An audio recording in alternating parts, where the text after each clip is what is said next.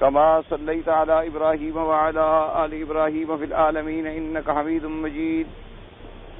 قال الله تبارك وتعالى في كلامه المجيد: أعوذ بالله من الشيطان الرجيم. بسم الله الرحمن الرحيم. والليل إذا يغشى والنهار إذا تجلى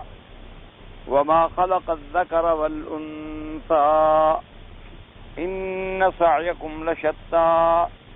فأما من أعطى واتقى وصدق بالحسنى فسنيسره لليسرى وأما من بخل واستغنى وكذب بالحسنى فسنيسره للعسرى وما يغني عنه ماله إذا تردى.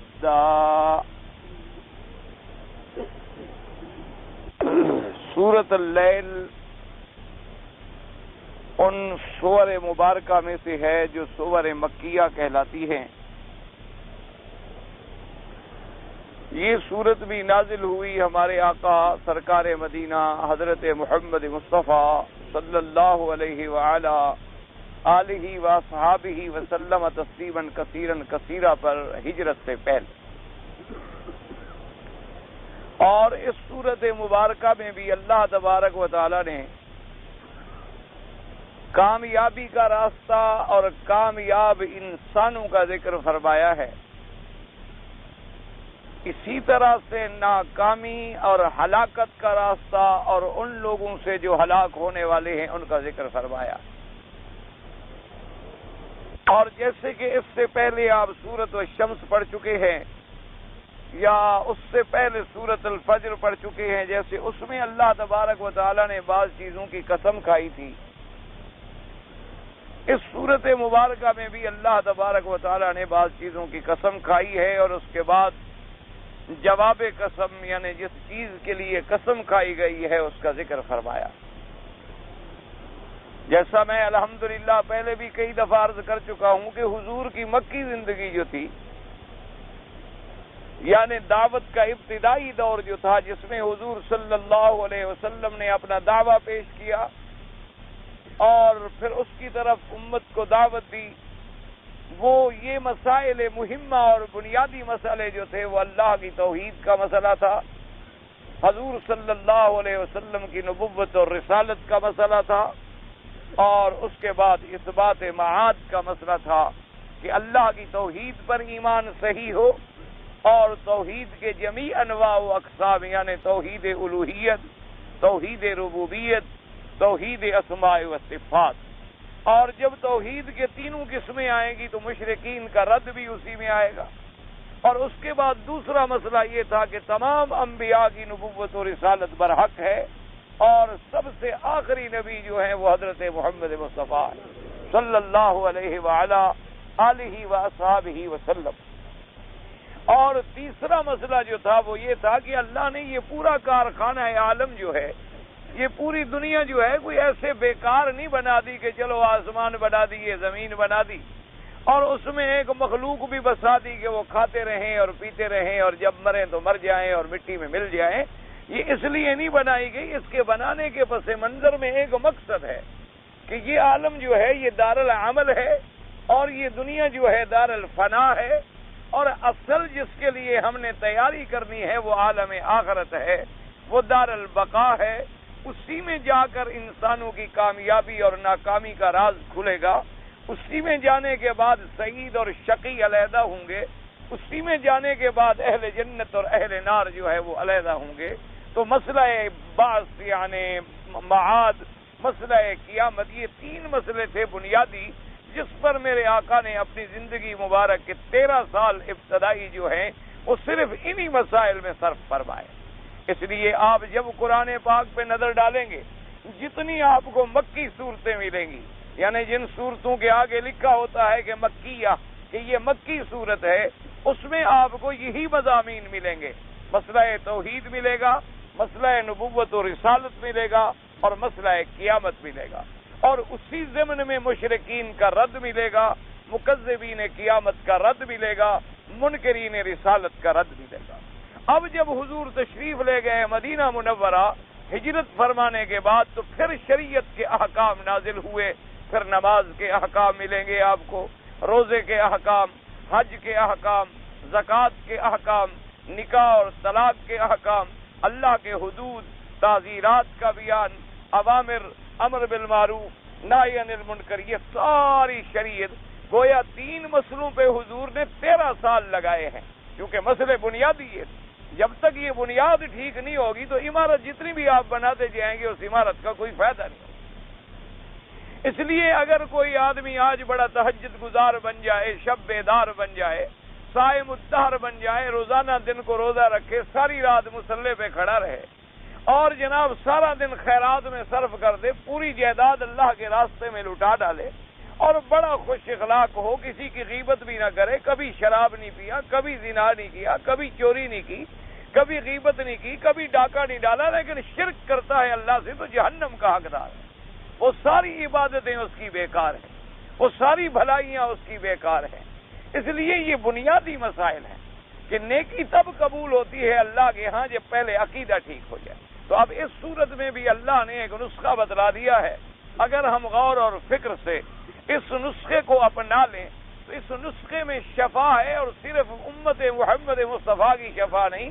بلکہ اس نسخے میں عالم انسانیت کی شفا ہے، عالم انسانیت کی بقا ہے، عالم انسانیت کے لیے امن کا، کامیابی کا اور فلاح کا پروگرام ہے۔ کیونکہ قاعدہ یہ ہے کہ جتنے پہلے نبی گزرے ہیں یاد رکھیں وہ اپنے اپنے علاقے میں اور اپنی اپنی قوم کے لیے بھیجے گئے۔ کسی کو اللہ تبارک و تعالیٰ نے قوم لوط کی طرف بھیجا، کسی کو اللہ نے قوم عاد کی طرف بھیجا، کسی کو اللہ نے قوم سمود کی طرف بھیجا، کسی کو اللہ نے بنو اسرائیل کی طرف بھیجا۔ یعنی سب سے زیادہ پھر نبوت موسیٰ علیہ السلام اور عیسیٰ علیہ السلام کی باعتبار امت کی ہے، لیکن ان کی دعوت بھی صرف بنو اسرائیل تک محدود تھی۔ یہ شرف اگر ملا ہے اور یہ عظمت اگر ملی ہے تو دعوت محمد مصطفیٰ صلی اللہ علیہ وعلا آلہ واصحابہ وسلم تسلیما کثیرا کثیرا کو ملی ہے کہ آپ کی دعوت جو ہے وہ دعوت عالمی ہے، آپ کی پکار جو ہے وہ پوری عالم انسانیت کے لیے ہے، مشرق سے مغرب تک اور شمال سے جنوب تک، اور پھر کسی خاص وقت کے لیے نہیں ہے بلکہ قیامت تک یہی شریعت ہے، یہی دین ہے، یہی دعوت ہے۔ اور پھر حضور کی دعوت کو عرب کے لیے نہیں ہے، حضور کی دعوت کسی گورے اور کالے کے لیے نہیں ہے، حضور کی دعوت کسی وطنیت کے لیے نہیں ہے، حضور کی دعوت کسی قومیت کے لیے نہیں ہے، حضور کی دعوت کسی لسانیت کے لیے نہیں ہے، بلکہ اللہ کی نبی کی دعوت جو ہے دعوت انسانیت ہے، دعوت عامہ ہے کہ یا ایھا الناس، کیا ہے پوری کائنات کے لوگوں ہم تمہیں دعوت دیتے ہیں، اعبدوا ربکم الذی خلقکم۔ اس لیے آپ سارے قرآن میں پڑھیں گے تو جہاں بھی آپ دیکھیں گے یا ایھا الناس، یا ایھا الناس، یا ایھا الناس، کسی قرآن کی آیت میں اللہ نے اپنے نبی کو یہ حکم نہیں دیا کہ آپ صرف فلاں قوم کو ہدایت دیں، فرمایا نہیں، ہم نے تو آپ کو بھیجا ہے وما ارسلناک الا رحمۃ للعالمین، اور فرمایا کہ ہم نے آپ کو بھیجا ہے کافۃ للناس۔ اسی طرح حضور نے فرمایا یا ایھا الناس انی رسول اللہ الیکم جمیعا، کہ اے لوگو، اے انسانوں، اے ابن آدم کی اولاد، تو حضور کی دعوت مبارک جو ہے وہ عالم انسانیت کے لیے ہے۔ تو اور یہ بھی بات یاد رکھ لیں کہ آج پوری کائنات میں دنیا نے بڑے بڑے نظریے پیش کیے ہیں، دنیا نے بڑے بڑے سائنٹیفک قسم کے اصول اور قواعد پیش کیے ہیں، لیکن تمام نظریے کچھ وقت گزرنے کے بعد فیل ہو گئے۔ اگر نظریہ اور دین باقی ہے تو صرف حضرت محمد رسول اللہ صلی اللہ علیہ وعلا آلہ واصحابہ وسلم تسلیما کثیرا کثیرا۔ تو جب آپ قرآن میں دیکھتے ہیں تو قرآن یہ نہیں بتاتا کہ بھی مکے والوں تم صرف یہ بات کرو، یا مدینہ منورہ والوں بس خاص یہ بات تمہارے لیے ہے اور کسی کے لیے نہیں ہے، یا کبھی اس نے کہا ہو کہ بھئی جو عربی بولنے والے ہیں میرا قرآن صرف ان کے لیے ہے، کبھی یہ نہیں فرمایا، بلکہ اللہ کے پیغمبر نے تمام دنیا کو دعوت دی۔ اب جیسے اسی صورت مبارکہ میں ایک جامع کامل معنی تام نسخہ موجود ہے، اگر ہم اس کو سمجھ لیں اور اس کو اپنا لیں تو ہم فلاح پا سکتے ہیں دنیا میں بھی اور آخرت میں۔ فرماتے ہیں واللیل اذا یغشا، فرمایا مجھے قسم ہے رات کی، واللیل رات، واللیل اذا یغشا، اذا یغشا مانا جب وہ ڈھانپ لے. اب یاد رکھیں اذا یغشا، لیکن آگے یغشا کا مفعول ذکر نہیں کیا گیا. جیسے پہلے آپ نے پڑھا تھا نا، وہاں تو تھا نا والشمس وضحاہا، یا فرمایا تھا واللیل اذا یغشاہا، یہاں مفعول کا ذکر نہیں آیا. یہاں فرماتے ہیں واللیل اذا یغشا، فقط مفعول کا کوئی ذکر نہیں. اب اس کا مفعول کیا ہے؟ تو بعض علماء نے فرمایا، مفسرین سلف صالحین نے، کہ قسم ہے مجھے رات کی اذا یغشا، جب وہ سورج کو ڈھانپ لے، جب سورج کو چھپا دے، اندھیرا غالب آ جائے. جیسے کہ قرآن پاک نے دوسرے مقام پہ بھی فرمایا والذی جعل اللیل والنہار خلفۃ لمن اراد ان یذکر او اراد شکورا. اللہ نے فرمایا وہ کامل ذات، وہ قادر مطلق ذات جس نے رات اور دن کو ایک دوسرے کا خلیفہ بنا دیا. خلیفے کا کیا ماننا؟ پیچھے آنے والا، رات کے پیچھے دن، دن کے پیچھے رات، تو یہ ایک دوسرے کے خلیفے ہیں. خلیفہ کس کو کہتے ہیں؟ جو اس کے بعد آئے. جیسے کہ میرے آقا سیدنا محمد الرسول اللہ، اللہ کے کروڑوں صلاۃ و سلام ہوں آپ پر، آپ کے بعد کون آئے؟ سیدنا ابی بکر، سیدنا ابی بکر رضی اللہ تعالی عنہ. تو سیدنا ابی بکر جو ہیں وہ خلیفہ ہے محمد مصطفیٰ. اور خدا کی قدرت ہے کہ بعض علماء نے، جیسے کہ قفال رحمت اللہ علیہ نے لکھا ہے کہ یہ صورت مبارک جو ہے، اس کا شان نزول جو ہے، شان نزول ہی سیدنا ابی بکر صدیق رضی اللہ تعالی. خدا کی قدرت ہے کہ اس صورت مبارکہ کا ایک عجیب شان نزول علماء نے لکھا ہے کہ سیدنا ابی بکر رضی اللہ تعالی عنہ، اور دوسرا آدمی جس کی مثال دی گئی ہے اس سے مراد امیہ ابن خلف ہے. نے کہا کہ چونکہ سیدنا ابی بکر رضی اللہ تعالی عنہ، آپ کی یہ عادت مبارک تھی کہ اس ابتدائی اسلام کے زمانے میں چونکہ مسلمانوں کو ستایا جاتا تھا، مسلمانوں کو رلایا جاتا تھا، مسلمانوں پہ عذاب برسائے جاتے تھے، تو آپ اس تلاش میں رہتے تھے کہ جہاں کسی غلام کو تکلیف میں مبتلا دیکھا، اس کے مالک کے پاس گئے کہ بھئی تم اس غلام کو کیوں مارتے ہو؟ تمہیں مارنے سے کوئی چیز تو نہیں مل رہی، چلو اس غلام کو تم بیچ ڈالو، تمہارے کام کا نہیں ہے تو میں خرید لیتا ہوں. تو حضرت سیدنا ابی بکر صدیق رضی اللہ تعالی عنہ وہاں سے غلام کو خریدتے اور غلام کو اللہ کے لیے آزاد فرما دیتے. جیسے کہ آپ نے خریدا حضرت بلال رضی اللہ تعالی عنہ. اسی طرح ابتدائی ہجرت سے قبل آپ نے تقریباً 7 غلام ہیں جو اللہ کے دین کے لیے، اللہ کی توحید کے لیے عذاب بھگت رہے تھے. ان کو آپ نے اپنی دولت سے خریدا. اور مشرکین مکہ بڑے ظالم تھے، ان کو پتہ تھا کہ سیدنا ابی بکر خریدنے کی طرف مائل ہے اور یہ خریدنا چاہتا ہے. وہ بڑی بڑی قیمتیں لگاتے تھے. وہ اگر غلام کی قیمت مثلا 10,000 تھی تو وہ 1 لاکھ مانگ لیتے تھے، اگر قیمت 5 ہوتی تھی تو 50 مانگ لیتے تھے. لیکن حضرت سیدنا ابی بکر صدیق رضی اللہ تعالیٰ عنہ نے فرمایا جو تم مانگتے ہو لے لو، لیکن غلام مجھے دے دو. غلام کو لیا اور آزاد کر دیا کہ جاؤ اللہ کے دین کا کام کرو، تم آزاد ہو. ایک دن آپ کو آپ کے والد ابی قحافہ نے بلایا. سیدنا ابی بکر صدیق رضی اللہ تعالی عنہ کو آپ کے والد نے بلایا اور فرمایا کہ بیٹے اگر تمہیں غلام خرید کر کے آزاد کرنے کا کوئی اتنا بڑا شوق ہے، کیونکہ ابی قحافہ تو بعد میں مسلمان ہوئے تھے، تو ایک بات میری بھی مان لو کہ غلام خریدا کرو، آزاد بھی کیا کرو. لیکن تم غریب سے اور کمزور سے غلام اور بوڑھی عمر کے اور ہر قسم کے خرید لیتے ہو اور ان کو آزاد کر دیتے ہو. تم ایسا کیا کرو کم از کم کہ نوجوان اور قوی اور قوت والے اور مضبوط قسم کے جو غلام ہیں وہ جب بک رہے ہوں ان کو خریدو اور آزاد کر دو. کم از کم ان کے دلوں میں تمہارا یہ احسان جو ہے وہ زندگی بھر باقی رہے گا. اور کبھی اگر تمہاری ذات پر کوئی حملہ ہوا یا تمہاری ذات پر کسی قسم کا دشمنوں نے کوئی مقابلہ کیا تو یہ لوگ تمہارے کام آئیں گے. حضرت ابی بکر صدیق رضی اللہ تعالی عنہ نے عرض کیا کہ ابا جان آپ نے شاید میرے جذبہ آزادی کو سمجھا نہیں ہے. میں اپنی ذات کے لیے نہیں ادا کر رہا، میں تو اپنے اللہ کو راضی کر رہا ہوں. مجھے نہیں توقع ہے کہ بڑا ہوگا یا طاقتور ہوگا تو میری مدد کرے گا اور کمزور ہوگا تو میری مدد نہیں کرے گا. پھر تو میں نے اپنے لیے آزاد کیا. آزاد کرنے کا کیا فائدہ ہوا؟ مقصد تو میرا یہ ہے کہ انہیں ظلم سے بچایا جائے اور ان مسکینوں کی مدد کی جائے اور ان کو اللہ کے راستے میں آزاد کر دیا جائے۔ اب ان کی مرضی ہے، وہ جہاں چاہیں جہاں جائیں، جو چاہیں جو کریں، ان کی مرضی اور آزادی ہے۔ تو بعض علماء نے لکھا ہے کہ اسی ضمن میں اللہ نے یہ سورت مبارک نازل فرمائی۔ لیکن ایک بات ہمیشہ یاد رکھے کہ اللہ کا قرآن چاہے کسی خاص واقعے میں اترا ہو، یعنی کسی خاص سبب میں اترا ہو، کسی خاص وجہ سے اترا ہو، لیکن اس کا حکم جو ہے العبرۃ بعموم اللفظ لا بخصوص السبب، یعنی سبب تو خاص ہوگا لیکن وہ حکم قیامت تک کے لیے پھر عام ہو جاتا۔ مثلا جیسے شراب کی حرمت کا مسئلہ ہے،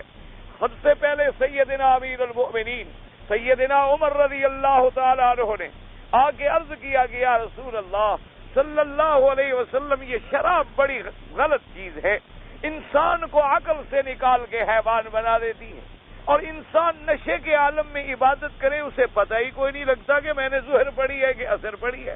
اسے یہ بھی پتہ نہیں لگتا کہ میں نے قرآن کی کون سی آیت پڑھی ہے۔ تو اگر یہ شراب اللہ حرام فرما دیتے تو بڑی اچھی بات۔ آپ کی ایک تمنا تھی، ایک درخواست تھی، اللہ نے ایک حکم جاری فرما دیا کہ بھی شراب جو ہے، شراب پینے کے بعد نشے کے عالم میں عبادت نہیں کر سکتے ہو، تو لا تقربوا الصلاۃ وانتم سکارا، صرف اتنی منع کیا گیا کہ جو عبادت کے اوقات ہیں ان میں شراب پینا بند کر دی جائے۔ تو اب مسلمان کچھ تو ویسے چھوڑ گئے اور کچھ لوگوں نے یہ کیا کہ وہ سارا دن استعمال نہیں کرتے تھے، لیکن رات کو سوتے وقت پی لیا اور صبح تک ان کا نشہ وشہ ختم ہو گیا اور اٹھے اور غسل کیا، وضو کیا اور نماز پڑھ لی۔ حضرت امیر المومنین نے پھر دعا کی کہ میرا اللہ مہربانی فرماؤ، شراب کے بارے میں کوئی کھلا حکم نافذ فرما۔ اللہ تبارک و تعالیٰ سے پھر دعا کی سیدنا عمر نے کہ چلو اب بھی لوگ نہیں پیتے ہیں، کچھ رک گئے ہیں، لیکن پھر بھی تو رات کو آخر پی لیتے ہیں، اور ہو سکتا ہے پینے میں دیر ہو جائے، صبح کی نماز پھر ضائع ہو جائے۔ اللہ تبارک و تعالیٰ نے پھر حرمت قطعی نازل فرما دی، حکم جاری ہو گیا کہ شراب مطلقاً حرام ہے، نہ دن میں نہ رات میں نہ کسی وقت میں۔ تو اب دعا مانگنے والے تو صرف عمر رضی اللہ تعالیٰ عنہ سے، لیکن جب حکم جاری ہوا تو قیامت تک کے لیے جاری ہو گیا۔ ویسے اللہ کی حکمتیں تھی، کیونکہ اس وقت وہ قوم جو تھی شراب کی عادی ہو چکی تھی، اللہ کی رحمت تھی کہ ان میں تدریجاً حکم نازل کیا گیا۔ پہلے ان کو بتلایا گیا کہ شراب کے اندر کو فائدہ ہے لیکن گناہ زیادہ ہے، پھر دوسری دفعہ بتایا گیا کہ نماز کے اوقات میں نہ پیا کرو، پھر تیسری وقت بتایا گیا کہ اب اس کو ہمیشہ کے لیے ہم نے حرام کر دیا ہے، کہ اب قوم ذہناً جو تھی وہ تیار ہو چکی۔ اور اسی کے ساتھ ایک بات یاد رکھیں کہ آج بہت سارے اسلامی ملکوں میں بعض ہمارے لوگ جو ہیں نوجوان، یا جن کو اللہ نے طاقت اور قوت اور کرسی دی ہے، وہ بھی اس مغالطے میں مبتلا ہے۔ وہ بھی کہتی ہیں دیکھو جی شراب کا حکم بھی تو اللہ نے آہستہ آہستہ اتارا، شریعت بھی تو اللہ نے آہستہ آہستہ نازل فرمائی، ہم بھی اپنے ملک میں اسلام کا کام آہستہ آہستہ کرتے کر جائیں گے۔ تو یہ ان کو غلط فہمی ہے۔ ابتدا میں جب شریعت اتری ہے تو وہ کافروں میں اتری تھی، مسلمانوں میں تو نہیں اتری۔ اب تو آپ ایک مسلمان معاشرے کے فرد ہیں، تو جب آدمی مسلمان ہو جاتا ہے اور کلمہ پڑھ لیتا ہے اور شریعت کاملہ کی اتباع اس کے ذمے خود بخود لازم ہو جاتی ہے، اب اس کے لیے آہستہ آہستہ یا تدریجی کا مسئلہ جو ہے وہ خود بخود ختم ہو جاتا ہے، بلکہ ہمارے لیے اللہ کا حکم جو ہے وہ نافذ ہے، اور اللہ کا حکم جو ہے وہ واجب العمل ہے، اور حضور کی اطاعت جو ہے وہ ہم سب کے لیے ضروری اور واجب ہے۔ تو اس لیے بعض علماء نے فرمایا یہ سورت اتری سیدنا ابی بکر رضی اللہ تعالی عنہ کے حق میں، لیکن حکم جو ہے وہ عام ہے۔ تو اب دیکھیں یغشا کا مفعول جو ہے ذکر نہیں کیا گیا، فرمایا واللیل اذا یغشا، بعد نے فرمایا کہ رات کی قسم ہے جب چھپا لے سورج کو، بعد نے کہا واللیل اذا یغشا ای یغشا النہار، مجھے قسم ہے رات کی جب وہ چھپا لے دن کو۔ انہوں نے کہا کہ مفعول یہاں نہار مراد ہے کہ رات آگے دن کو چھپا لیتی۔ اور بعض علماء نے فرمایا واللیل اذا یغشا، مجھے اللہ نے فرمایا قسم ہے رات کی جب وہ چھپا لیتی ہے ہر چیز کو، اس میں دن بھی آ گیا، اس میں سورج بھی آ گیا، اس میں ہر وہ چیز آ گئی جس کو رات اپنی تاریکی میں آ کے ڈھانپ دیتی ہے۔ رات ایک قسم کا اللہ نے پردہ بنا دیا ہے، سب کو آ کے وہ چھپا دیتی ہے۔ اور اسی سے یہ بھی ہمیں پتہ چل گیا کہ اللہ کا یہ نظام جو ہے وہ قائم ہے جیسے مثلاً اب دیکھیں سورج نکلا ہو اور آگے بادل آ جائے تو سورج چھپ جاتا، لیکن سورج موجود تو ہوتا ہے، وہ بادلوں کی اوٹ میں آ گیا تو اس لیے اس کی روشنی نہیں پڑ رہی۔ اس لیے علماء نے فرمایا کہ ہر چیز اپنی جگہ پہ موجود ہے اور اپنے اپنے مقام اور مدار میں وہ اپنا حکم کے مطابق وہ چل رہی ہے، رات آگے صرف اس کو ڈھانپ رہی ہے اور چھپا رہی ہے۔ فرمایا واللیل اذا یغشا، اور دوسری قسم کا ہی فرمایا والنہار اذا تجلی، اور فرمایا مجھے قسم ہے دن کی جب وہ روشن ہو جائے، تو پہلے رات کا ذکر آیا اور بعد میں دن کا ذکر آیا۔ فرمایا مجھے قسم ہے دن کی والنہار اذا تجلی، مجھے قسم ہے دن کی جب روشن ہو جائے۔ تو اب سمجھیں دو چیزوں کی قسم آئی، ایک رات کی اور ایک دن کی، لیکن رات کا ذکر پہلے آیا اور دن کا ذکر بعد میں آیا۔ پہلے قسم آئی رات کی اور پھر قسم آئی دن کی۔ علماء نے فرمایا اس کی وجہ یہ ہے کہ اصل رات ہے، اصل جو ہے وہ ظلمت ہے، اس ظلمت میں پھر اللہ نور فرماتے ہیں۔ اسی لیے دیکھیں کہ رات جو ہے دن پر ویسے بھی مقدم ہے۔ کیا مانا؟ دن جو ہے وہ رات کے تابع ہوتا ہے۔ دن جیسے آپ کہتے ہیں نا جی جمعہ رات، جب آج آپ کہیں گے ہفتے کی رات، حالانکہ ہفتہ تو کل سورج نکلنے کے بعد شروع ہوگا، سورج کے نکلنے کے بعد دن شروع ہوگا، لیکن ابھی سے آپ نے ہفتے کی رات کہنا شروع کر دیا، اس لیے کہ ہر دن جو ہوتا ہے وہ رات کے تابع ہوتا ہے۔ کیا مانا؟ جیسے رمضان کا چاند اگر نظر آ جائے تو ابھی آپ نے روزہ تو دوسرے دن صبح کو رکھنا ہے، لیکن آپ تراویح شروع کر دیتے ہیں کہ جی رمضان آ گیا، رات کو آپ نماز بھی پڑھیں گے، آپ تراویح بھی پڑھیں گے اور پھر سحری بھی کریں گے اور صبح کو پھر آپ روزہ رکھیں گے، کیونکہ وہ دن اس رات کے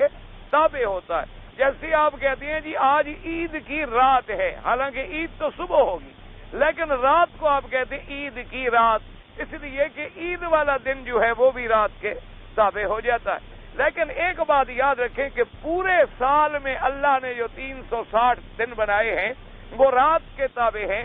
صرف ایک عرفات اور یوم النحر والا دن جو ہے، یوم النحر والا دن یعنی 10ویں والا دن اور 9ویں والا دن جو ہے وہ خدا کی قدرت ہے کہ وہ رات کے تابع نہیں بلکہ رات دن کے تابع۔ کیا مانا؟ اب عرفات میں آپ جاتے ہیں تو عرفات کا دن آئے گا 9 تاریخ کو، تو آپ کے حج کا دن جو ہے وہ 9 تاریخ کو ہوتا ہے اور شروع ہوتا ہے زوال کے بعد سے لے کر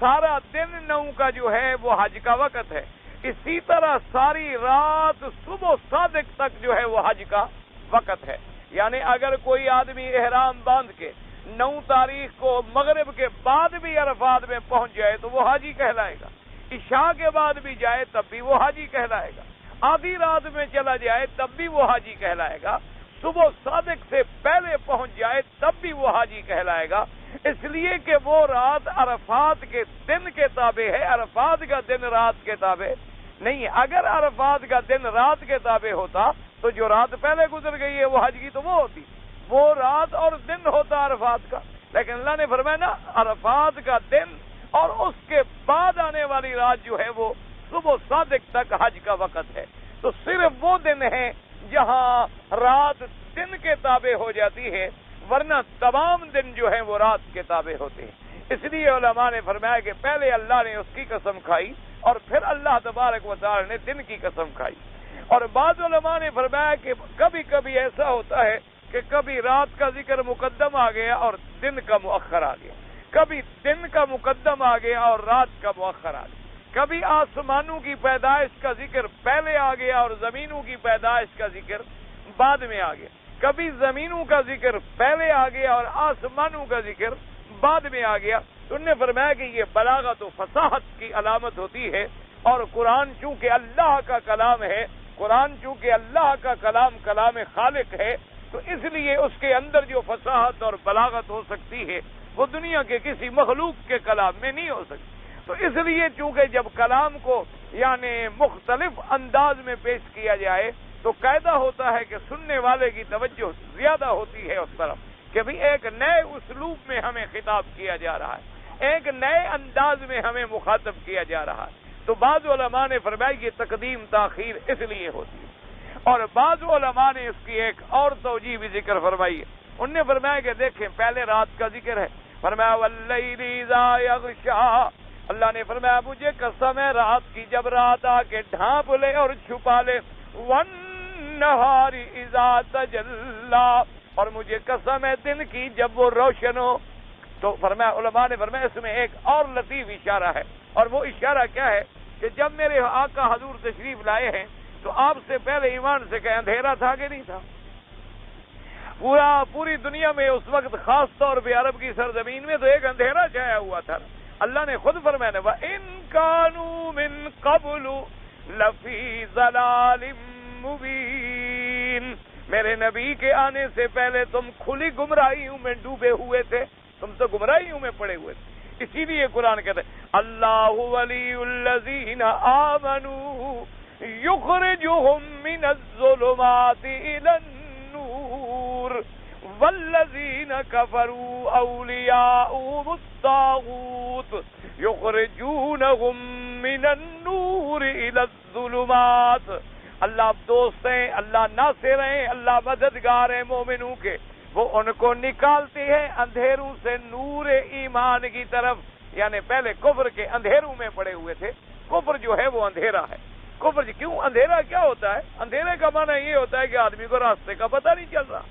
اندھیرے میں آدمی ٹھوکریں کھا رہا ہے، اندھیرا ہے، اپنے گھر کے کمرے میں بھی آدمی لیٹا ہوا ہے، اٹھتا ہے کبھی دیوار پہ گر جاتا ہے، کبھی بستر پہ چڑھ جاتا ہے، بچے سوئے ہوئے ہوں تو کبھی غلطی سے بچوں کے اوپر بھی پاؤں رکھ دیتے ہیں، اندھیرا ہے، حالانکہ وہ نہیں چاہتا۔ تو اسی طرح کفر جو ہے اور شرک جو ہے یہ ظلمات ہیں، اور ظلمات بعضها فوق بعض، کہ اندھیرے میں بھٹک رہا ہے، کبھی درختوں کے آگے سجدہ ہے، کبھی بتوں کے آگے سجدہ ہے، کبھی سورج کے آگے سجدہ ہے، کبھی آگ کے آگے سجدہ ہے، کبھی زندہ انسانوں کو سجدہ ہے، کبھی مردہ انسانوں کو سجدہ ہے، کبھی قبروں پہ سجدہ ہے، گویا اندھیرے میں بھٹک رہا ہے اور روشنیوں کی تلاش میں ہے، اور روشنی اسے میسر نہیں آ رہی، روشنی اسے میسر نہیں آ رہی کہ روشنی کہاں ملے۔ جیسے اتفاق سے میرے حیدرآباد کے سفر میں جب وہاں گیا تو وہاں دیوالی کی رات تھی، ہندو دیوالی مناتے ہیں، ہندوؤں کی دیوالی کی رات تھی، اور دیے جلا رہے ہیں، اور گھروں میں اور گلیوں میں اور سڑکوں میں اور بتوں کے ارد گرد اور مندروں کے ارد گرد اور جناب دیواروں کے اوپر اور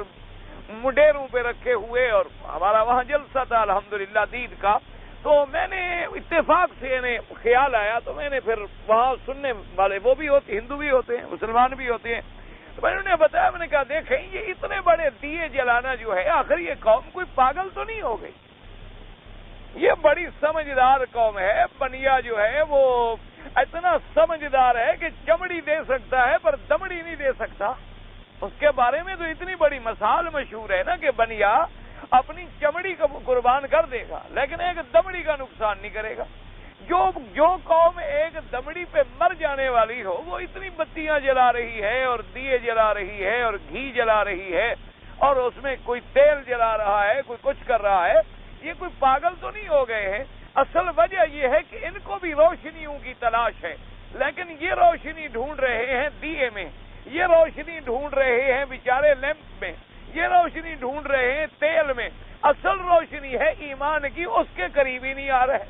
اصل تو وہ روشنی ہے جو آدمی کو ملتی ہے، وہ نور ایمان سے ملتی ہے کہ جب آدمی ایمان لے آتا ہے تو کفر کے اندھیروں سے نکل جاتا ہے۔ اب آپ دیکھیں کہ حالانکہ ہندو قوم جو ہے وہ نہانے کے معاملے میں، اشنان کے معاملے میں مسلمانوں سے بہت آگے، کہ وہ روزانہ صبح جناب پہلا کام یہی کریں گے کہ اشنان اور غسل کریں گے، اور کوئی کام وہ کرتے ہی نہیں، سب سے پہلا کام یہی کریں گے۔ اگر کوئی دریا بہتا ہو دریا پہ جائیں گے، نہر بہتی ہو نہر پہ جائیں گے، اگر وہ نہ ہو تو گھر میں کر لیں گے، لیکن لازم۔ لیکن اس کے باوجود آپ یقین کریں کہ ان کے بڑے سے بڑے پڑھے لکھے آدمی کے قریب آپ کھڑے ہوں، آپ کو ایک بدبو محسوس ہوگی۔ وہ اصل وجہ کیا ہے؟ وہ کفر کی بدبو ہوتی ہے، وہ نہانے سے زائل نہیں ہو سکتی، وہ صابن لگانے سے زائل نہیں ہو سکتی، وہ پرفیوم چھڑکنے سے زائل نہیں ہو سکتی، وہ نور ایمان سے زائل ہوتی۔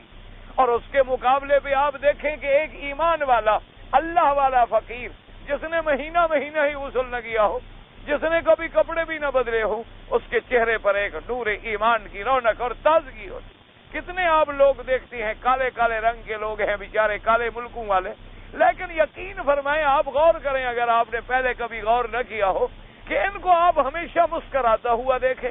اور ان کے چہروں پر ایک عجیب سی کشش ہوتی ہے، تو وہ اصل کشش جو ہے وہ اللہ کی عبادت کی ہوتی ہے، وہ نور ایمان کی ہوتی ہے، وہ انسان کے گورے ہونے سے یا انسان کے سیاہ ہونے سے اس کا کوئی تعلق نہیں ہوتا۔ تو اس لیے علماء نے فرمایا کہ قوم اندھیروں میں پڑی ہوئی تھی، گویا رات پہلے تھی، اور جب اللہ نے میرے مدنی کو بھیجا حضرت محمد مصطفیٰ صلی اللہ علیہ وعلا آلہ واصحابہ وسلم تسلیما کثیرا کثیرا، اللہ کے کروڑوں صلاۃ و سلام ہوا آپ کی ذات مبارک پر۔ آپ آئے تو لوگوں کو اس اندھیروں سے نکالا، آ کر اللہ کی توحید کی دعوت دی، آپ نے فاران کی چوٹیوں سے پکارا اور لوگوں کو اس ظلمات سے نکالا۔ اور اس کے بارے میں ایک حدیث میں تائید بھی موجود ہے کہ صحابہ رضوان اللہ علیہم اجمعین کہتے ہیں کہ جب حضور پہلے دن مدینہ شریف میں تشریف لے آئے، صحابہ کہتے ہیں کہ ایسا روشن دن ہم نے زندگی میں نہیں دیکھا۔ ایسے معلوم ہوتا تھا کہ آج دن میں کوئی خاص روشنی ہے، آج دن میں کوئی خاص چمک ہے، اور آج دن میں کوئی خاص رونق ہے، آج کوئی نئی تر و تازگی ہے کہ پورے مدینے پہ ایک نور چھایا ہوا تھا۔ اور فرماتی ہیں جب حضور کی وفات ہوئی ہے اس دن جیسا اندھیرے والا دن ہم نے نہیں دیکھا۔ ایسے معلوم ہوتا تھا کہ ہم پھر اندھیروں میں آ گئے، ہم سے وہ روشنی جو تھی وہ چھن گئی ہے۔ اس لیے بعض علماء نے فرمایا کہ اس میں ایک اشارہ یہ بھی تھا رات کے مقدم کرنے کا کہ پہلے چونکہ ظلمات اور کفر اور شرک کے اندھیارے تھے، پھر اللہ نے دن چڑھائے، واللیل اذا یغشا والنہار اذا تجلی، لیکن سلف صالحین کے نزدیک وہی پہلی تفسیر ہے کہ بس اللہ نے رات کی قسم کھائی اور اللہ نے دن کی قسم کھائی۔ رات کی قسم جب اچھی طرح رات ڈھانپ لے ہر چیز کو، علماء نے فرمایا یہی دو چیزوں پہ اگر آدمی غور کر لے نا تو اللہ کی توحید کا اقرار کر لے۔ صرف دو چیزوں میں غور کر رہے ایک رات اور دن میں، تو اللہ کی وحدانیت کا، اللہ کی توحید کا، اللہ کی قدرت کاملہ کا، اللہ کے متصرف الامور ہونے کا اقرار کر لے، اور اسے ماننا پڑے کہ وہ وحدہ لا شریک ہے، اسے ماننا پڑے کہ وہی ذات ہے جس کے قبضے میں رات اور دن کا یہ نظام ہے، کہ اللہ نے کیسا ایک نظام بنا دیا ہے کہ رات آ رہی ہے، ہر چیز کو، انسان تو چلو جی بڑے عقل والا ہے، لیکن جانور تو کم عقل ہے نا، اور پرندے ہیں، جانور ہیں، حشرات ہیں، وہ تو کم عقل ہے، ان میں تو شعور ہے، عقل ہے ہی کوئی نہیں۔ لیکن جب رات ہونے لگتی ہے ہر چیز اپنے ٹھکانے کی طرف لوٹ رہی ہے، یعنی اگر جانور چل رہا ہے اندھیرا ہوتا رہے گا تو جانور واپس ہٹنے شروع ہو جائے، پرندے جا رہے ہیں باغوں میں اور اڑ رہے ہیں، میلوں میلوں سفر کر رہے ہیں، لیکن جو رات کی تاریکی آنی شروع ہوگی فوراً لوٹیں گے بھی ہم اپنے گھونسلے میں پہنچ جائیں، جانور لوٹے گا کہ میں اپنے باڑے میں پہنچ جاؤں، بندے لوٹیں گے کوشش کریں گے بھی چلو جلدی کرو رات آ رہی ہے، کسی منزل پر کسی ٹھکانے پہ پہنچ جائیں اگر رات آ رہی ہے۔ تو اللہ نے رات جو ہے ہمارے لیے ایک سطر بنا دیا اور رات کو ہمارے آرام کا ایک ذریعہ بنا دیا، جیسے کہ قرآن پاک نے دوسرے مقام پہ بھی ارشاد فرمایا ہے جعلکم اللیل تسکنوا فیہ والنہار مبصرا، اللہ نے فرمایا ہم نے رات کو بنایا ہے کہ تاکہ اس میں تم سکون حاصل کرو، تاکہ تم آرام حاصل کرو، کہ انسان ہے، اور دن کو بنایا ہے ہم نے تمہارے دیکھنے والا کہ دن میں تم محنت کرتے ہو، مزدوری کرتے ہو، ملازمت کرتے ہو، کام کرتے ہو، پھر رات کو اللہ نے تیرے آرام کا ذریعہ بنا دی۔ اب دیکھو جو بڑے آدمی ہیں جن کو دن کو بھی سونے کا وقت مل جاتا ہے، وہ دیکھیں تو دروازے بند کریں گے، کہیں سے پردے ڈالیں گے، بتی بند کریں گے، اور جناب کوشش کریں گے کہ کوئی اندھیرے کی کیفیت طاری ہو تاکہ ہمیں نیند آ سکے، کہ روشنی میں تو نیند آنے کا سوال پیدا نہیں ہوتا۔ یہ علیحدہ بات ہے کہ بعض لوگ جو ہیں وہ رات کی روشنی میں سوتے ہیں، بعض لوگ رات کو بھی، اب تو ایک خیر فیشن ہو گیا ہے نا کہ بلب جلا لو، نائٹ بلب لگا دیتی ہیں کہ چھوٹی سی لائٹ ہو اور ہلکی سی لائٹ ہو، ورنہ شرعاً بھی حضور نے فرمایا کہ رات کو روشنی کر کے سونا منع ہے، حضور صلی اللہ علیہ وسلم کی سنت میں ہے، اور انگریزوں نے ہر وہ چیز کی ہے جس میں مخالفت ہو سکے محمد مصطفیٰ صلی اللہ علیہ وآلہ آلہ واصحابہ وسلم تسلیما کثیرا۔ لیکن بعض علماء نے فرمایا کہ اس وقت منع کرنے میں حکمتیں تھی، حضور نے فرمایا کہ رات کو دیا جلتا ہوا نہ چھوڑا کرو، دیا بجھا دو، تو بعض علماء نے لکھا وجہ یہ تھی کہ اس زمانے میں دیے تیل سے جلتے تھے اور ان میں کپاس کا فلیتا بنا کے رکھ دیتے، تو کبھی کبھی ایسا بھی ہوتا ہے کہ رات کو چوہا نکلا یا کوئی جانور نکلا اور اس نے دیے کو گرا دیا یا فلیتے کو اٹھا کے باہر پھینک دیا تو آگ لگ جانے کا سبب ہوتا۔ بعض علماء نے فرمایا کہ روکنے کی ایک وجہ تھی کہ چونکہ اس زمانے میں اس انداز میں آگ پھیلنے کا زیادہ خطرہ تھا تو حضور صلی اللہ علیہ وسلم نے منع فرما دیا۔ اب اگر کوئی ایسا محفوظ ذریعہ ہو کہ آگ پھیلنے کا خطرہ نہ ہو تو علماء نے کہا کوئی حرج نہیں۔ انہوں نے کہا اس روکنے میں حکمت تھی، اس روکنے میں ایک وجہ تھی، اس کا ایک پس منظر تھا۔ لیکن بعض علماء نے فرمایا کہ مجموعی طور پر چھوٹی موٹی باریکیوں میں ہمیں جانے کی ضرورت ہی نہیں۔ جب حضور نے فرمایا کہ رات کو بجھا دو تو بس بجھا دو، حضور نے فرمایا جلا دو تو بس جلا دو، ہم زیادہ باریکیوں میں کیوں جائیں؟ لازماً کوئی نہ کوئی حکمت ضرور ہوگی، اور اسی سے قرآن پاک کا اشارہ ملتا ہے کہ ہم نے رات کو بنایا ہے تمہارے سکون کے لیے، کہ رات کا اندھیرا جو ہے وہ انسان کے سکون کا باعث ہوگا۔ اسی لیے بلکہ آج کل جدید علماء بھی اس بات کو مانتے ہیں کہ جتنا بڑا بیمار ہو، شدید بیماری والا، اگر رات آ جائے اور سو جائے تو سمجھتے ہیں کہ بھئی اس کو آرام آ گیا، رات آرام آ گئی، اور اس کو دن میں اتنی آرام نہیں آئے گا جتنی اس کو رات میں آئے گا۔ اور اسی طرح علماء نے فرمایا ہے کہ رات کا ایک حصہ اللہ نے ایسا بنایا ہے کہ کتنا مریض ہو، کتنا بیمار ہو، کتنی درد کا مارا ہو، اس میں آگے وہ سو جاتا ہے، اس میں آگے اسے کچھ نہ کچھ نیند جو ہے وہ حاصل ہو جاتی ہے، کسی کو پوری آ گئی اور کسی کو ادھوری آ گئی۔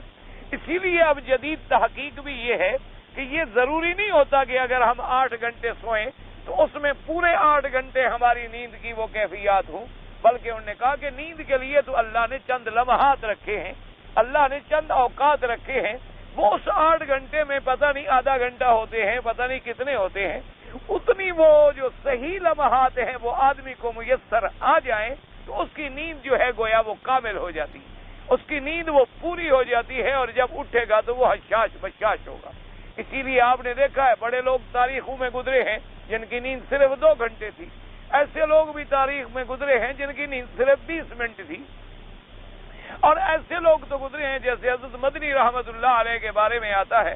حضرت حسین احمد مدنی رحمت اللہ علیہ، اللہ ان کی قبروں پہ رحمتیں فرمائے۔ ہم نے تو ان کی زیارت نہیں کی ہے، لیکن جن لوگوں نے ان کو دیکھا ہے وہ کہتے ہیں کہ ان کی نیند کا بھی عجیب عالم تھا کہ متواتر مثلا 2-2, 3-3, 4-4 دن حضرت سفر میں ہیں اور جلسے ہو رہے ہیں اور تبلیغ ہو رہی ہے، اور رات کو سونا نہیں مل رہا اور دن کو بھی آرام نہیں مل رہا، یا گاڑی ہے یا سفر ہے یا جلسہ ہے، کیونکہ ہم لوگوں کی تو زندگی ایسے ہوتی ہے نا جی، کہ جیسی حضرت شاہ جی رحمت اللہ علیہ، حضرت بخاری فرماتے تھے، کسی نے پوچھا کہ شاہ جی کیا حال ہے؟ فرمایا بھئی آدھی ریل میں کٹ گئی اور آدھی جیل میں کٹ گئی۔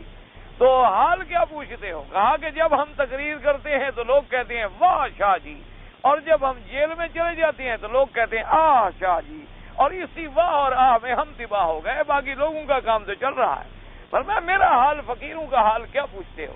تو حضرت مدنی رحمت اللہ علیہ کے بارے میں ہے کہ تھکے ماندے ہوئے جب مدرسے میں آتے رات کو، کبھی رات کو پہنچ گئے 11 بجے، کبھی 12 بجے، تو حضرت کی عادت تھی، اور بخاری شریف کا درس جو ہے وہ حضرت کے پاس تھا، چونکہ شیخ الحدیث حضرت تھے، تو اسی وقت حکم ہوتا بھی گھنٹہ کھڑکا دو، طلباء کو اطلاع کر دو کہ سبق ابھی سبق ہوگا، تاکہ جو ناغا کیا ہے وہ ناغا تو پورا کرنا ہے کسی شکل میں۔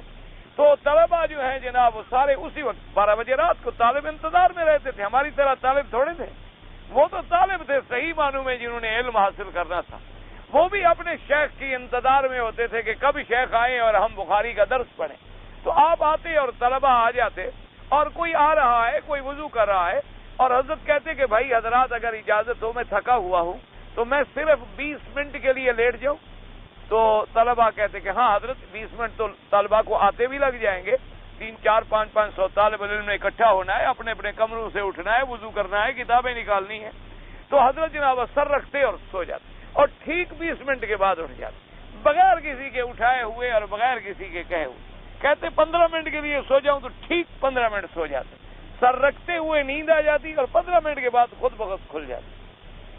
تو بعض لوگوں کو اللہ تبارک و تعالی نے ایسی چیزیں بھی نصیب فرما دی ہیں، تو اس لیے اللہ نے جو نظام بنا دیا ہے کہ رات تمہاری راحت کے لیے ہے اور دن تمہارے کام کے لیے۔ اور آج افسوس ہے اور بدقسمتی سے ہمیں یہ کہنا پڑتا ہے کہ جیسے آج ہم یہاں بھی موجود ہیں کہ یہاں نعوذ باللہ اب اسلام کے بالکل الٹ معاملہ ہو گیا ہے کہ اب رات ہمارے جاگنے کے لیے ہے اور دن ہمارے سونے کے لیے، کہ کوئی عام آدمی سے عام آدمی بھی 1 بجے رات سے پہلے تو سوتا نہیں،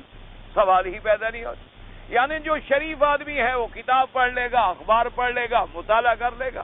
اور اس سے کچھ کم شریف ہے تو دوستوں سے گپے مار لے گا، اور کوئی اللہ معاف فرمائے عام برادری ہے تو وہ فلم لگا کے بیٹھ جائیں گے، سوئیں گے 1 بجے رات۔ 1 بجے رات سے پہلے سونے کا سوال ہی پیدا نہیں ہوتا۔ تو جب رات کو آپ 1 بجے سوئیں گے تو تہجد کون پڑے گا؟ سوال ہی پیدا نہیں ہوتا۔ فجر کی نماز ہی نصیب نہیں ہوگی، تہجد کا تو سوال ہی پیدا نہیں ہوتا۔ جب 1 بجے سوئیں گے، اٹھیں گے کب؟ 7 بجے۔ 7 بجے اٹھ کے جناب پھر دوڑیں گے، بھاگیں گے، کہیں سلوار ہوگی، کہیں قمیض ہوگا، کہیں ٹوپی ہوگی، کہیں جوتا ہوگا، کبھی دوسروں کے جوتے میں اپنا پاؤں ڈال لیں گے، کبھی قمیض کے بجائے گلے میں شلوار ڈال لیں گے، کبھی اپنی شلوار کے بجائے بیوی کی پہن کے باہر چلے جائیں گے، کوئی ایسا فرق نہیں پڑتا، کیونکہ عقل جو ہے وہ ختم ہو چکا ہے نا انسان۔ اس لیے فرمایا کہ رات تمہارے آرام کے لیے ہے اور دن تمہارے سکون کے لیے۔ اچھا، اب 2 قسمیں کھانے کے بعد جواب قسم کیا آتا ہے؟ فرمایا واللیل اذا یغشا والنہار اذا تجلی، تیسری قسم وما خلق الذکر والانثی۔ اب اس میں یاد رکھیں 2 قول ہیں۔ ایک قسم تو یہ ہے کہ قسم ہے اس ذات کی جس نے پیدا کیا نر اور مادہ کو، یعنی اللہ کی اپنی قسم ہو گئی، اور ایک یہ ہے کہ مطلقاً ذکر اور انثیٰ کی قسم ہو گئی، کیونکہ دنیا میں کوئی مخلوق جو ہے اس میں کوئی شبہ نہیں، یا ذکر ہوگی یا انثیٰ ہوگی، یا نر ہوگی یا مادہ ہوگی، اور اللہ نے ہر چیز کا جوڑا جوڑا بنایا ہے۔ جیسے اللہ نے فرمایا کہ ہر چیز کا ہم نے جوڑا بنا دیا ہے۔ اب چاہے سبزیاں ہیں ان میں بھی جوڑے ہیں، جمادات ہیں ان میں بھی جوڑے ہیں، پتھر ہیں ان میں بھی جوڑے ہیں، حیوان ہیں ان میں بھی جوڑے ہیں، انسان ہیں ان میں بھی جوڑے ہیں۔ اچھا، ایک مسئلہ باقی رہتا ہے کہ ذکر اور انثیٰ، ایک صنف ہوتی ہے جسے آپ کہتے ہیں خنثیٰ، جسے آپ کہتے ہیں خسرا کہتے ہیں، یا ہیجڑا کہتے ہیں آپ، تو وہ نہ مرد ہوتا ہے اور نہ عورت کہلاتی ہے، لیکن اس کے لیے بھی شریعت میں حکم یہ ہے کہ اس کو دیکھنا ہوگا کہ کیا وہ پیشاب مرد کی طرح کرتا ہے یا عورت کی طرح کرتا ہے، کیونکہ یہ مسئلہ تب پیدا ہوتا ہے نا کہ جب ایک آدمی مر جائے اور اس کی اولاد میں کوئی خنثیٰ ہو، تو بھئی اب جائیداد کیسے تقسیم کی جائے؟ اس کو لڑکے کا حصہ دیا جائے یا لڑکی کا حصہ دیا جائے، یا اگر مر جائے تو مثلا اس کو لڑکا سمجھا جائے یا لڑکی سمجھا جائے؟ تو ایسے مسائل جب پیدا ہوتے ہیں تو فقہا نے حل لکھا، انہوں نے کہا آخر ہے تو وہ بھی انسان، اس میں تو کوئی شبہ نہیں ہے، وہ انسان ہے، اب صرف یہ دیکھنا ہوگا کہ پیشاب مرد کی طرح کرتا ہے تو مرد کے حکم میں آ جائے گا، عورت کی طرح کرتا ہے تو عورت کے حکم میں چلا جائے گا، اس کے اس اعضاء کے مطابق فیصلہ ہو جائے گا، کیونکہ ہے تو وہ بھی انسانوں کی اولاد، اس میں باقی ساری چیزیں اللہ نے انسانوں کی طرح رکھی ہیں۔ اس لیے فرمایا کہ ایک قسم یا تو اللہ کی ہو گئی جس نے پیدا کیا مرد اور عورت، نر اور مادہ، اور یا اس سے مراد یہ ہے کہ جو دنیا میں اللہ نے مخلوق پیدا کی، یہ 3 چیزوں کی قسم آ گئی۔ بس اب آیا جواب قسم، اب آگے جواب قسم آ رہا ہے، یعنی جس چیز کے لیے قسم کھائی گئی، یوں سمجھ لیں کہ اللہ نے یہ 3 قسمیں کیوں کھائیں، ہمیں کیا بتلانے کے لیے، کیا سمجھانے کے لیے، وہ اصل چیز اب آ رہی ہے۔ فرمایا واللیل اذا یغشا، پہلی قسم، والنہار اذا تجلی وما خلق الذکر والانثی، اور آگے جواب ان سعیکم لشتی، اللہ نے فرمایا تھا کہ تمہاری محنت، تمہارا عمل جو ہے وہ مختلف ہے، شتا جو ہے شتات سے ہے، شتات کا معنی ہوتا ہے 2 چیزوں کے درمیان بڑا فرق، شتات شتان ما بینہما، تو فرمایا کہ ان سعیکم، تمہاری محنت جو ہے وہ مختلف ہے، کیا معنی؟ تمہاری محنت جو ہے وہ مختلف ہے، اور اس کی آگے تفصیل آ رہی ہے جو اگلی آیات میں آپ سمجھ لیں گے کہ ہر انسان کوئی نہ کوئی محنت تو کر رہا ہے، جو بھی مخلوق اللہ نے پیدا فرمائی ہے تو کسی نہ کسی محنت کے اندر تو وہ مبتلا ہے، کر رہی ہے، لیکن اس کی سعی جو ہے، اس کی محنت جو ہے، اس کی مشقت جو ہے وہ آگے 2 قسم پہ، ان سعیکم لشتی، کیا معنی؟ ایک مومن کی سعی ہے اور ایک کافر کی سعی ہے، سعی تو دنیا میں مومن بھی کر رہا ہے، عمل تو دنیا میں مومن بھی کر رہا ہے، اور عمل دنیا میں کافر بھی کر رہا ہے، لیکن اللہ نے فرمایا ان دونوں کے سعی میں، ان دونوں کے عمل میں آسمان اور زمین کا فرق ہے، جیسے فرمایا افمن کان مؤمنا کمن کان فاسقا، اللہ نے فرمایا ایک مومن ہو اور ایک کافر ہو برابر ہو سکتے ہیں؟ کبھی برابر نہیں ہو سکتے، جیسے اللہ تبارک و تعالی نے دوسری آیات کے اندر بھی ارشاد فرمایا کہ لا یستوی اصحاب النار النار اصحاب الجنہ، فرمایا کہ جہنم والے کبھی جنت والوں کے برابر نہیں ہو سکتے. ایک جنت والا ہے، ایک جہنم والا، ایک سعادت والا ہے، ایک شقاوت والا ہے، ایک ایمان والا ہے، ایک کفر والا ہے. اب سائی تو دونوں کی ہے، سائی تو دونوں کی ہے، لیکن دونوں کی سائی. اب دیکھو نا جی، یہودی بھی تو دین پھیلا رہا ہے، نصرانی بھی تو دین پھیلا رہا ہے. انہوں نے تو بڑے بڑے مشن بنائے ہیں، انہوں نے بڑی بڑی مشنریاں بنائی ہیں، اور انہوں نے اپنے دین کو پھیلانے کے لیے، اپنے دین کی تبلیغ کے لیے باقاعدہ اپنی جائیدادوں کے حصے مقرر کر دیے. یعنی آپ حیران ہوں گے، آپ دیکھیں پوری دنیا میں جہاں عیسائی جائیں گے، کہیں ہسپتالیں بنائیں گے، کہیں اسکول بنائیں گے، کہیں ادارے کھولیں گے، کہیں غریبوں میں کمبل تقسیم کریں گے، کہیں دوائیں تقسیم کریں گے. اس طریقے سے لوگوں کو اپنے قریب لانے کی کوشش کریں گے، اور لاکھوں اور کروڑوں اور اربوں ڈالر خرچ کریں گے. آپ نے کبھی نہیں دیکھا ہوگا کہ عیسائیوں کا کوئی مبلغ، عیسائیوں کا کوئی مبشر، یا آپ نے کبھی نہیں دیکھا ہوگا کہ یہودیوں کا کوئی دعوت دینے والا، اسی طرح قادیانیوں کا، آغا خانیوں کا، جتنی باطل فرقے ہیں ان کو آپ نے کبھی بھیک مانگتے ہوئے نہیں دیکھا ہوگا. کبھی ان کو لوگوں کے گھروں سے جا کے روٹی تلاش کرتے ہوئے نہیں دیکھا ہوگا. کبھی ان کو چندہ مانگتے ہوئے نہیں دیکھا ہوگا. باطل تو اتنی زور لگا رہا ہے. یہ تو مسلمان ہم اتنا بے حس ہو چکے ہیں کہ ہمارا جو دین کا کام کرتا ہے کبھی اسے بھیک مانگنی پڑتی ہے، کبھی لوگوں کے دروازوں پہ جانا پڑتا ہے، کبھی زکوٰۃ کے اور چندے تلاش کرنے پڑتے ہیں، کبھی اس کو قربانی کے کھالے کی تلاش کرنی پڑتی ہے. وجہ یہ ہے کہ ہم اس میں پریشان ہوتے ہیں. خلاص خلیل و طریق، خلیل و طریق، عدل و طریق. ابو يا هذا درس خلاص، روح حسبك ولا مسبك. خلاص اسكت يا اخويا. درس القرآن اذا قرئ القرآن فاستمعوا له وانصتوا لعلكم ترحمون. اذا قرئ، اب چھوڑو جی چھوڑو. اللهم صل على سيدنا. تو اب جناب اسی سے آپ اندازہ لگا لیں کہ حالانکہ کام تو وہ بھی کر رہے ہیں. ان سعیکم لشتى، لیکن مختلف کام ہے. ایمان والا ایمان کے لیے کر رہا ہے، اور کافر کفر کے. اب آگے دیکھیں اسی کی تفصیل اللہ نے قرآن میں بتلا دی. اب تین چیزیں یاد رکھ رہے ہیں. فَأَمَّا مَنْ أَعْطَى وَاتَّقَى وَصَدَّقَ بِالْحُسْنَى. فرمایا کہ ایک شخص وہ ہے جس نے اللہ کے راستے میں دیا، اور جس نے اللہ کے راستے میں دیا اور ڈرا. ڈرنے کا کیا معنی؟ یعنی ایسا نہیں کہ دے رہا ہو اور پھر اس میں ریا بھی ہو، ایسا نہیں کہ دے رہا ہو اور سمعت اور شہرت اور دکھلاوے کے لیے. فرمایا نانا واتقا، اپنے اللہ سے ڈر گیا. اب آتا میں یاد رکھو، بعض علماء نے فرمایا ساری چیزیں آ گئی. صدقات واجبہ بھی آ گئے اور صدقات نافلہ بھی آ گئے. صدقات واجبہ بھی آئے اور صدقات نافلہ بھی آ گئے. کہ یعنی اللہ کے راستے میں جو اللہ نے فرض کیا، زکوٰۃ ہے زکوٰۃ دیتا ہے، والدین کا خرچہ ہے ادا کرتا ہے، بیوی بچوں کا خرچہ ہے ادا کرتا ہے. جیسے کہ ابتدا میں فرمایا وَمِمَّا رَزَقْنَاهُمْ يُنْفِقُونَ،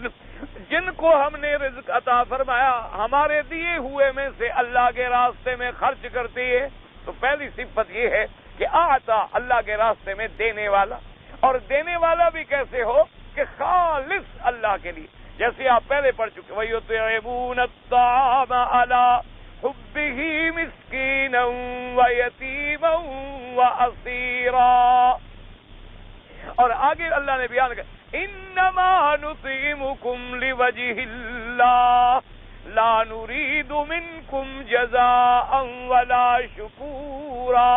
اللہ نے فرمایا جو میرے مومن بندے ہیں وہ مسکینوں کو دیتی ہیں، یتیموں کو دیتی ہیں، قیدیوں کو کھلاتی ہیں، اور ساتھ یہ کہتے ہیں کہ ہم تمہیں کھلا جو رہے اللہ کی رضا کے، کوئی ہمارا ذاتی مقصد اس میں نہیں ہے. تو اس لیے پہلی صفت کیا ہوئی؟ دینے والا.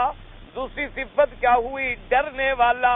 اما من اعطى واتقى وصدق بالحسنى. تیسری صفت کیا ہوئی؟ تصدیق کرنے والا. حسنہ سے کیا مراد ہے؟ صحابہ نے فرمایا لا الہ الا اللہ. انہوں نے فرمایا تصدیق کرنے والا یعنی کلمہ شہادت اور ایمان لانے والا. اب یہ تین صفتیں جس میں آ جائیں گی، ایک دینے والا، اللہ سے ڈرنے والا، اور اللہ کی توحید، اللہ کے فرامین کی تصدیق کرنے والا. تو اللہ فرماتے ہیں ہم اس کو پھر کیا بدلا، فَسَنُيَسِّرُهُ لِلْيُسْرَىٰ، پھر ہم اس کو آسان کر دیتی ہیں اس جنت کے حاصل کرنے کے لیے، ہم اس کو آسان کر اصل تو تھا کہ جنت کا حاصل کرنا آسان، اللہ نے فرمایا نا ہم اس کو آسان کر، تو بات سمجھیں اصل وجہ یہ ہے، ایک معنی یہ ہوتا ہے کہ ایک کام آپ پر آسان کر دیا جائے، اصل تو یہی ہے نا جی کہ ایک کام کرنا آپ پر، لیکن اللہ نے کہا ہم بندے کو آسان کر دیتے ہیں، کیا معنی؟ یعنی پھر جب وہ یہ نیکی کے کام کرتا ہے، اللہ پہ ایمان لاتا ہے، اللہ کے راستے میں مال لٹاتا ہے اور اللہ سے ڈرتا رہتا ہے، تو ہم گویا اس کی جبلت میں نیکی رکھ دیتے ہیں، اس کی طبیعت میں ہم داخل کر دیتے ہیں کہ اس کو پھر یہ کام کرنے جو ہے مشکل ہی نہیں لگتے۔ اب دیکھیں نا جس بھی اللہ راضی ہوتا ہے اس کو نماز ہے، نماز میں کبھی تکلیف نہیں ہوتی بلکہ راحت ملتی ہے، آرام ملتا ہے، روزہ رکھتا ہے تو بڑا خوش ہوتا ہے کہ جی ماہ رمضان آ رہا ہے، ابھی شعبان کے مہینے سے رمضان کی تیاریوں میں لگ جاتا ہے، جیسے کہ حدیث پاک میں آیا، بی بی صاحبہ سیدہ عائشہ صدیقہ رضی اللہ تعالی عنہا فرماتی ہیں کہ حضور صلی اللہ علیہ وسلم نفلی روزے جو تھے سب سے زیادہ شعبان کے مہینے میں رکھتے تھے، شعبان کے مہینے میں آپ زیادہ روزے رکھتے نفلی، کیونکہ آپ تیاری کرتے رمضان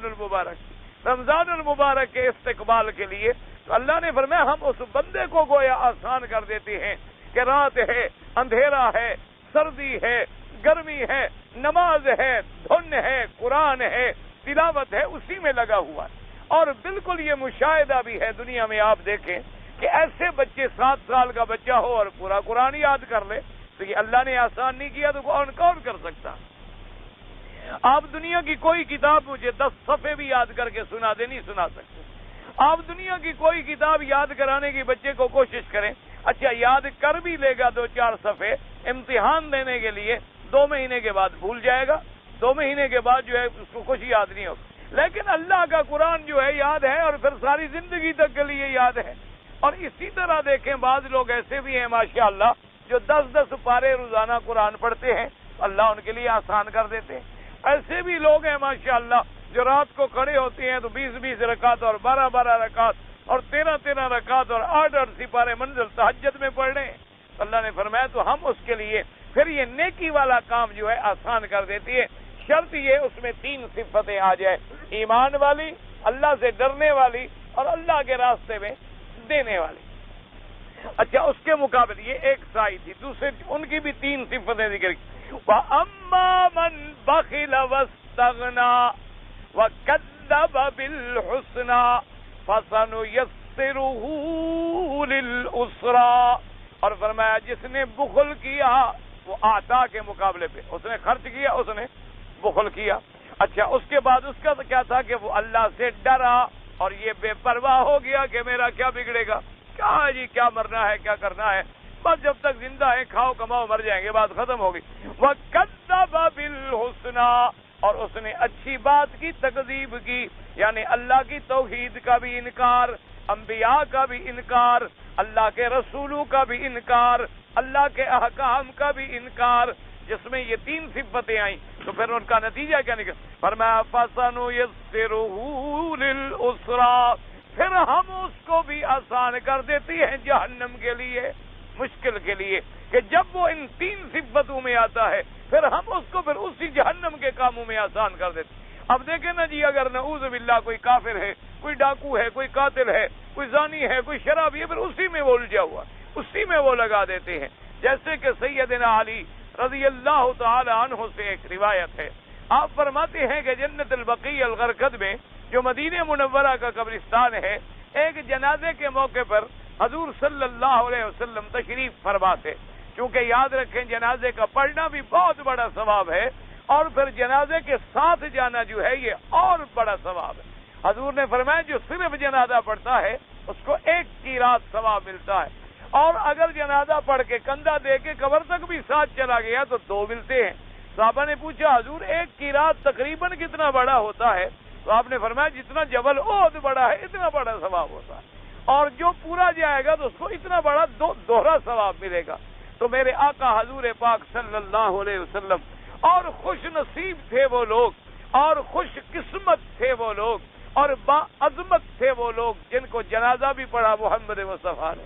اور جن کو کندھا بھی دیا ہو حضرت محمد مصطفیٰ نے، اور جن کی قبر پہ تشریف لے گئے ہوں حضرت محمد مصطفیٰ صلی اللہ علیہ وآلہ آلہ واصحابہ وسلم، اور آپ قبر پہ تشریف لے آتے، اور کبھی کبھی تو آپ ہدایات بھی دیتے کہ ادھر سے ذرا قبر کو کھلا کرو، ادھر سے بھی ذرا ٹھیک کرو، نیچے سے بھی ذرا ٹھیک کرو، کوئی کنکری کوئی ایسی چیز چبھنے والی نہ رہے۔ اور اسی سے یہ مسئلہ بھی سمجھ لو کہ اگر حضور ہر قبر میں ویسے تشریف لے جاتے ہیں تو یہاں قبر پر تشریف لے جانے کی ضرورت ہی نہیں تھی۔ اس سے بھی مسئلہ سمجھ آیا کہ جس کی قبر پہ آپ گئے تھے اپنی زندگی مبارک میں صرف اسی کی قبر پہ گئے،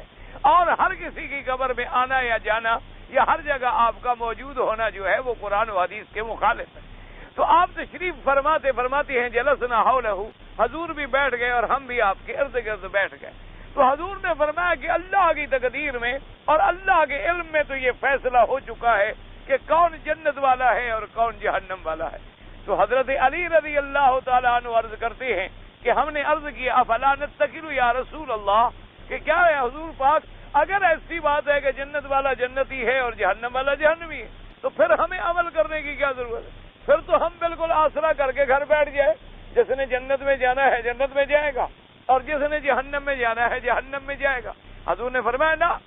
کل میسر لما خلق له، حضور نے فرمایا نا خبردار اپنے عمل کو جاری رکھو، جو جس عمل میں لگا ہوا ہے گویا اللہ نے اس کو اسی کے لیے پیدا کیا، یعنی جو جنت والے عمل میں لگا ہوا ہے تو اشارہ ملتا ہے کہ اس کو اللہ نے جنت کے لیے پیدا کیا، اور جو جہنم والے عمل میں لگا ہوا ہے تو اس سے اشارہ ملتا ہے کہ وہ اسی لیے پیدا کیا گیا ہے۔ تمہارے ذمہ ہے کہ تم اپنے اعمال کو جو اللہ نے توفیق دی ہے اس کو قائم رکھو۔ تو اس لیے علماء نے فرمایا کہ 3 صفتیں جو ہیں وہ مومن کی آ گئی اور 3 صفتیں جو ہیں وہ کافر کی آ گئی۔ جیسے کہ قفال نے فرمایا کہ 3 صفتیں سیدنا ابی بکر کی آ گئی اور 3 صفتیں امیہ ابن خلف کی آ گئی۔ اللہ تبارک و تعالیٰ فرماتے ہیں پھر آگے نتیجہ کیا ہوگا، وَمَا يُغْنِي عَنْهُ مَالُهُ إِذَا تَرَدَّى، اور فرمایا نہیں نفع پہنچائے گا اس کو اس کا مال جب وہ ہلاکت کے گڑھے میں گرے گا۔ تردہ کا معنی ہوتا ہے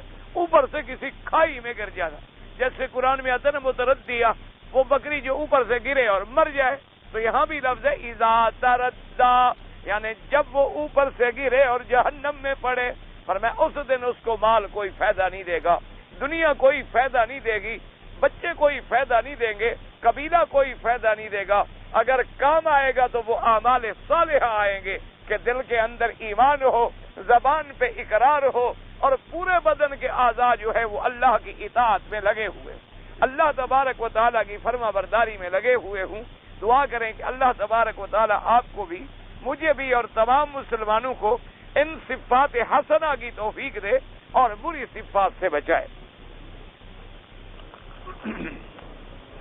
اگر کوئی آدمی اپنی لڑکی کو قرآن پاک یاد کرا دے، یعنی اس کی بچی حافظہ ہو جائے، تو کیا وہ بھی قیامت میں اپنے خاندان کے 10 افراد کی شفاعت؟ بالکل، کیونکہ جب لفظ عام ہے، اللہ نے یاد رکھو اس معاملے میں کوئی مرد اور عورت میں فرق نہیں، یعنی جیسے اللہ نے فرمایا ان المسلمین والمسلمات والمؤمنین والمؤمنات والقانتین والقانتات، اللہ نے فرمایا مسلمان مرد مسلمان عورتیں، مومن مرد مومن عورتیں، عبادت کرنے والے مرد عبادت کرنے والی عورتیں، روزہ رکھنے والے مرد روزہ رکھنے والی عورتیں، گناہوں سے حفاظت کرنے والے مرد اور گناہوں سے حفاظت کرنے والی عورتیں، اللہ کا ذکر کرنے والے مرد، اللہ کا ذکر کرنے والی عورتیں۔ اسلام میں اس طرح مرد اور عورت میں کوئی فرق نہیں ہے، جیسے ایمان مومن کے مرد کے لیے ہے اسی طرح عورت کے لیے، جیسے جنت اللہ مردوں کے لیے اسی طرح عورتوں کے لیے، جیسے روزہ مردوں پہ فرض ہے اسی طرح عورتوں پہ فرض ہے، جیسے زکوٰۃ اللہ نے مردوں پہ رکھی اسی طرح عورتوں پہ رکھی، جیسے آپ نفل پڑھیں گے تہجد پڑھیں گے اجر ملے گا اسی طرح عورتوں کو ملے گا۔ صرف عورتوں کے احکام میں اللہ نے فرق رکھا ہے کہ عورت کا تعلق داخلی زندگی سے ہے اور مرد کا تعلق جو ہے وہ خارجی زندگی سے ہے۔ یہ اللہ نے ایک تقسیم رکھی ہے، ورنہ عورت کے کسی عزت و عظمت میں تو کمی نہیں ہے، بلکہ جو بچی قرآن حفظ کرے گی اس کے لیے تو زیادہ اجر ہے، اس کے لیے کیوں، لڑکے کے لیے تو زیادہ موقع ہوتے ہیں، اس استاد کے پاس گیا، مدرسے میں گیا، وہاں گیا، اور بچی کے لیے تو مشکلات ہوتی ہیں کہ وہ تو پڑھے گی تو آخر کسی بااعتماد سے پڑھے گی، اور پڑھے گی تو باپردہ ہو کے پڑھے گی، اور پڑھے گی تو حفاظت سے پڑھے گی، پھر اپنے ایام کے دنوں میں بھی وہ قرآن نہیں پڑھ سکتی۔ تو بہرحال اگر لڑکی بھی قرآن کی حافظہ ہوگی تو حدیث کی روح کے مطابق قیامت والے دن انشاءاللہ وہ اپنے خاندان کے 10 افراد کی شفاعت کرے۔ اگر حرم شریف کے اندر ہم کسی مسکین غریب کو صدقہ دیں یا خیرات دیں یا زکوٰۃ دیں، دے سکتے ہیں، بالکل دے سکتے ہیں، یہ کوئی مسئلہ نہیں ہے کہ ابھی مسجد میں خیرات نہ دی جائے۔ وہ تو معاملہ ہوتا ہے کہ مسجد میں لین دین، تجارت کا معاملات، کاروباری معاملات نہ کیے جائیں، ورنہ حضور کے صحابہ اصحاب صفہ غریب تھے، مسجد میں رہتے تھے، لوگ ان کو وہیں آگے دیتے تھے، اور حضور کے زمانے میں تو سارے کام ہی مسجد میں ہوتے تھے، تمام معاملات ہی مسجد میں حل ہوتے تھے۔ اور پھر خاص طور پہ مکے کی مسجد تو اتنی بڑی ہے کہ مسجد الحرام کا حکم جو ہے وہ پورے حرم کو ہے، تو حرم سے تو کوئی نکل ہی نہیں سکتا، ماشاءاللہ اتنا بڑا علاقہ ہے، تو ایسے خیرات دینا جو ہے منع نہیں۔ ویسے بہرحال یہ جو عام مانگنے والے ہوتے ہیں پیشہ ور، ان لوگوں کو آدمی نہ دے تو بہتر ہے، آدمی تلاش کرے، کوشش کرے، معلومات کرے کہ کون مستحق ہے، مستحق کو پہنچائے، کیونکہ ان لوگوں کی تو ایک عادت بن گئی ہے، آپ ان کو 1000 بھی دے دیں، پھر گھنٹے کے بعد دے کے پھر مانگ رہا ہو، آپ اس کو 10,000 دے کے تجربہ کریں، دوسرے دن پھر بھیک مانگ رہا ہوگا، ان کا پیٹ بھرتا ہی نہیں ہے، کیونکہ حدیث مبارک میں آتا ہے کہ جب آدمی سائل بن جاتا ہے تو گویا 2 آنکھوں کے درمیان اس کے بھوک لکھ دی جاتی ہے، وہ ہمیشہ مانگتا ہی رہے گا، کبھی پیٹ نہیں بھرتا اس کا۔ حضرت سیدنا عمر رضی اللہ تعالی عنہ یہ سیدنا ابو بکر کو کافر کہتے ہیں، ان کے کفر میں بھی کوئی شبہ ہے آپ کو؟ اگر اتنے بڑے صحابہ کے بارے میں وہ یہ کہیں تو خود فیصلہ کریں۔ جی امام ابو حنیفہ رحمۃ اللہ علیہ کے نزدیک مغرب کی نماز کے بعد نفل پڑھنا جو ہے، امام صاحب یہ فرماتے ہیں کہ مغرب کی نماز کے بعد فوراً اذان کے بعد نماز کھڑی ہونی چاہیے، یعنی ان کے نزدیک جو ہے نفل پڑھنا زیادہ اولا و افضل نہیں ہے۔ اور باقی ائمہ فرماتے ہیں کہ وہ حدیث مبارک جو ہے عام ہے کہ بین کل آذانین ثلاث، کہ 2 اذانوں کے درمیان میں نماز ہے، یعنی پہلی اذان اور دوسری اذان تکبیر ہے، تو وہ اس حدیث مبارک سے لیتے ہیں۔ اور امام صاحب رحمۃ اللہ علیہ اس وقت کی قلت کا، اور ایک روایت میں لفظ آتا ہے مغرب کا، کہ ہر نماز اذان کے درمیان ہے لیکن مغرب کی نہیں، تو وہ اس حدیث پہ عمل کرتے ہیں۔ بہرحال یہ افضل اولا کے مسئلے ہوتے ہیں، کوئی لڑائی جھگڑے کے مسئلے نہیں ہوتے۔ جہاں آپ کو وقت مل رہا ہے الحمدللہ پڑھ لیا، جیسے ہمارے ہاں وقت ہوتا ہی نہیں، اذان ہوئی اور تکبیر ہو گئی، نماز کھڑی ہو گئی، وہاں ضد کرنے کی کوئی ضرورت نہیں ہے۔ یہ ایسے مسئلے نہیں جس میں آدمی لڑے۔ واجب طواف پڑھنے کا، سورج ڈوب گیا ہے، موقع ہے پڑھ لیں، بعد میں پڑھیں تو بعد میں پڑھیں۔ عورت کا احرام جو ہے چہرے پر نہ لگے اور پردہ بھی قائم رہے، یہ نہیں کہ پردہ نہ کرے، کیونکہ حدیث میں آتا ہے حضور کی بیویاں جب آتی تھی احرام میں کہتی ہیں کہ جب آدمی ہمارے سامنے آتے سدلنا علی وجوہنا، ہم پردہ ڈال لیتے تھے اپنے چہروں پر، اور جب لوگ دور چلے جاتے تھے رفعنا، ہم پردے کو ہٹا لیتے۔ تو لہذا معلوم ہی